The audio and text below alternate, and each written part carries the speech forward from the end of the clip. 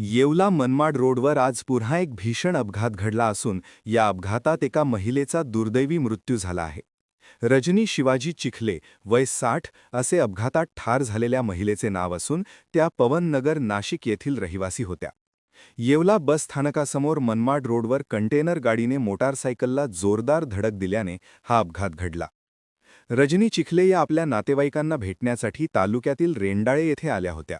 आज दुपारी नाशिककडे परतत असताना त्यांचे आतेभाऊ सोमनाथ रेवजी बुटे हे त्यांना मोटारसायकलवरून येवला बस स्थानकावर सोडण्यासाठी येत असताना हा अपघात झाला. अपघातात कंटेनरचे चाक महिलेच्या पायावरून गेल्याने डाव्या पायाचा अक्षरशः चुरा झाला होता. त्यांना तातडीने प्राथमिक उपचार देण्यात आले.